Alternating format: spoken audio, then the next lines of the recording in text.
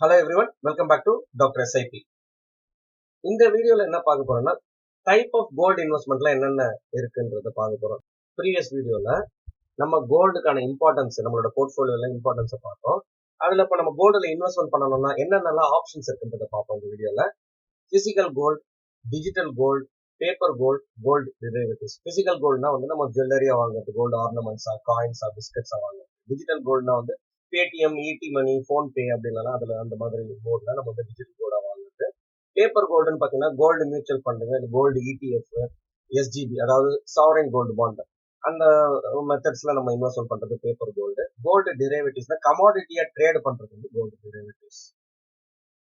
Digital கோல்டுக்கு என்னன்றது பார்ப்போம். இது வந்து ஒரு online buying product, online product.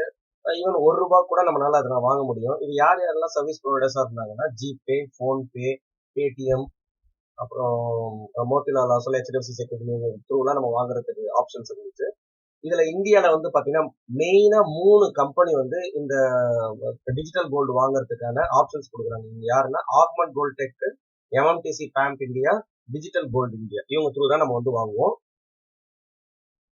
இதே வந்து செப்டம்பர் 10, 2021 வந்து செபி வந்து ஒரு பேன் போட்டாங்க. எல்லா ஒரு செக்யூரிட்டி புரோக்கர்ஸ்க்குலாம் வந்து நீங்க டிஜிட்டல் கோல்ட சேல் பண்ணக்கூடாது அப்படின்ற ஒரு பேன் போட்டாங்க. அதுல இருந்து நம்ம இன்வெஸ்டர் நம்ம என்ன புரிஞ்சுக்கலாம்னா, செபி வந்து இப்ப இனிமே ரெகுலேட்டர் கிடையாது, அதை பேன் பண்ணியிருக்காங்க. அப்புறம் யாருமே இதுக்கு ரெகுலேட்டர் கிடையாதனால டிஜிட்டல் கோல்டா வாங்குறத வந்து ரிஸ்கியா கன்சிடர் பண்ணிட்டு நம்ம அவாய்ட் பண்றது நல்லது. அது மட்டும் இல்லாம டிஜிட்டல் கோல்டு வாங்கும் போது 3% நம்ம ஜிஎஸ்டி எக்ஸ்ட்ரா சார்ஜஸ், இந்த ஜிஎஸ்டின்றது பே பண்றோம். பிசிக்கல் கோல்டு மாதிரி நம்ம பே பண்றோம். இதுக்கு யாரும் ரெகுலேட்டர் கிடையாது, செபி வந்து பேன் பண்ணியிருக்காங்க. நம்ம வந்து டெலிவரி, இந்த டிஜிட்டல் கோல்டு டெலிவரியா வீட்டுக்கு கேட்டோம்னா கூட அதுக்கு சார்ஜஸ் இருக்குங்க. அடிஷனலா making charges, minting charges, shipping ஃபீஸ்னு போடுவாங்க. நிறைய அட்ரஸ் பாத்தீங்கன்னா சர்வீஸ் கிடையாது. அப்படியே சர்வீஸ் பண்ணாலும் புவர் டெலிவரி சர்வீஸ்னு அவங்களோட ரிவ்யூஸ்ல இருக்கு. அப்புறம் ரொம்ப இம்பார்ட்டன்ட் பாயிண்ட் டிஜிட்டல் கோல்ட்ல நோட் பண்றது வந்து பாத்தீங்கன்னா ஹை பை செல் ஸ்ப்ரெட். அதாவது அப்படின்னா என்னன்னா, எப்படி இதை புரிஞ்சுக்கிறதுனா, பை பிரைஸ்ன்னு ஒண்ணு இருக்கு. அது வந்து 49,996 rupees. அதே அந்த டிஜிட்டல் கோல்டு செல் பிரைஸ் பாத்தீங்கன்னா 48,519 rupees. இதோட டிஃபரன்ஸ் தான் ஸ்ப்ரெட்னு சொல்லுவாங்க. ஸ்ப்ரெட் எவ்வளவு பாருங்க, 1477 ரூபா. ஸோ இவ்வளவு டிஃபரன்ஸ். நம்ம வாங்கும் போது ஹை பிரைஸ் கொடுத்து வாங்குறோம், அதே நம்ம அந்த டிஜிட்டல் கோல்டை விற்கும் போது கம்மி பிரைஸ் கொடுக்குறோம். அதோட டிஃபரன்ஸே 10 கிராம் ஆஃப் கோல்டுக்கு பாத்தீங்கன்னா நியர்லி 1500 ரூபா வருது. இது வந்து as on date 9th February 2022.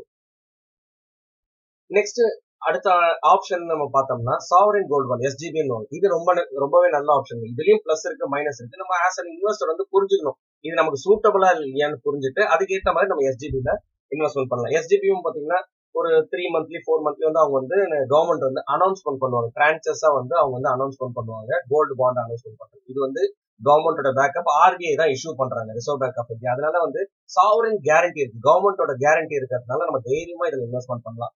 இதுக்கு வந்து அவங்க இன்ட்ரெஸ்ட் மட்டுமே 2.5% per annum கொடுக்குறாங்க அவங்க. அதை வந்து 6 மந்த்லி நம்மளோட அக்கௌண்ட்ல கிரெடிட் ஆயிடும். இந்த இன்ட்ரெஸ்ட் வந்து டாக்ஸபிளுங்க. இந்த இன்ட்ரெஸ்ட் எப்படின்னா உங்களோட டாக்ஸ் ஸ்லாபுக்கு ஏற்ற மாதிரி அது டாக்ஸபிள்.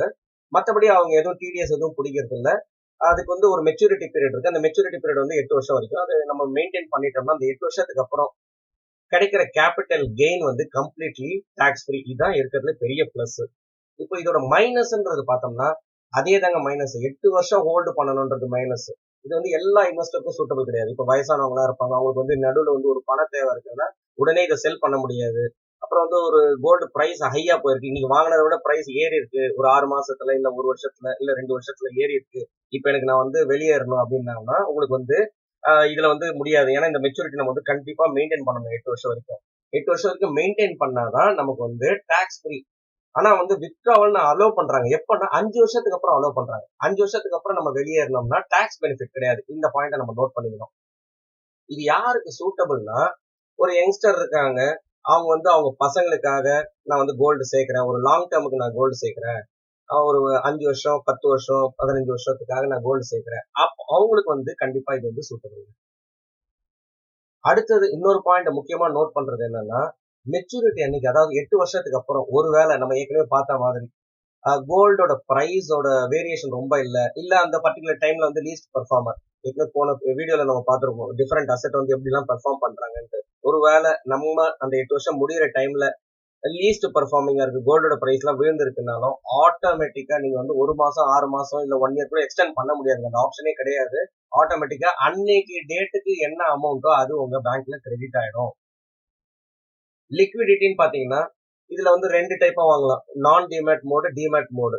டிமேட் மோட்ல நீங்க வாங்குனீங்கன்னா செகண்டரி மார்க்கெட்ல போய் விக்கிறதுக்கான சான்சஸ் இருக்கு. Again the point to be noted here வந்து ஹையர் பிட் ஆஸ் ஸ்ப்ரெட். அப்படின்னா என்னன்னா, நீங்க விக்கணும்னு ட்ரை பண்ணீங்கன்னா வாங்குறவங்க வந்து பாத்தீங்கன்னா டிஸ்கவுண்ட்ல தான் வாங்குவாங்க. அன்னைக்கு என்ன பிரைஸ்ல நீங்க நினைக்கிற பிரைஸ்ல விக்கணும்னு ட்ரை பண்ணீங்கன்னா கூட நீங்க வந்து கொஞ்சம் லாஸ் பேர் பண்ணி டிஸ்கவுண்ட்ல தான் நீங்க விக்கிற மாதிரி வரும்.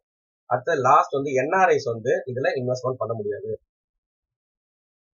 நெக்ஸ்ட் கோல்டு ஃபண்ட், அதாவது கோல்டு மியூச்சுவல் ஃபண்ட் இல்ல வந்து இடிஎஃப்ல நம்ம இன்வெஸ்ட்மெண்ட் பண்றோம்னா மேக்கிங் சார்ஜஸ் எதுவுமே கிடையாதுங்க, ஜிஎஸ்டி எதுவுமே கிடையாது, நோ ஸ்டோரேஜ், அதுக்கு அதுக்குன்னு எந்த காஸ்ட் நம்ம கொடுக்க தேவையில்ல, அந்த ரிஸ்க்கும் கிடையாது. பிசிக்கலா நம்ம ஹோல்டு பண்றது, வீட்டுல வைக்கணும், லாக்கர் ஃபெசிலிட்டி இருக்கணும், இல்ல பேங்க் லாக்கர்ல போய் வைக்கணும், அந்த மாதிரி எந்த ஒரு நமக்கு வந்து ப்ராப்ளம்ஸ் கிடையாது. ஆப்ஷன்ஸ் வந்து பாத்தீங்கன்னா எஸ்ஐபி ஆப்ஷன் இருக்கிறதுனால சிஸ்டமேட்டிக்கா நமக்கு நினைச்சாலும் இன்வெஸ்ட்மெண்ட் பண்ண முடியும். அப்புறம் இன்னொரு பெரிய பிளஸ் என்னன்னா எஸ்ஜிபியை கம்பேர் பண்ணும்போது இதுக்கு வந்து அந்த லாக்கிங் பீரியட்லாம் கிடையாது. நம்ம வந்து இன்னைக்கு வாங்குறோம், 6 மந்த்ஸ்க்கு அப்புறம் கோல்டு பிரைஸ் மேல போயிருக்கு, 1 இயர்க்கு அப்புறம் கோல்டு பிரைஸ் மேல போயிருக்கு, நம்ம விற்கணும்னு நினைச்சோம்னா உடனே நம்ம வந்து ரிடெம்ஷன் பண்ணிட்டு நம்ம அக்கௌண்ட்டுக்கு பணம் வந்துடும். இதுல இருக்கிற பெரிய பிளஸ். டாக்ஸேஷன் கோல்டு ஃபண்ட்லயும் கோல்டு இடிஎஃப்ல என்ன டாக்ஸேஷன் பார்த்தோம்னா 2 தாங்க இருக்கு. இதுல ஷார்ட் டேர்ம் கேபிட்டல் கெயின் சொல்லுவாங்க, லாங் டேர்ம் கேபிட்டல் கெயின்.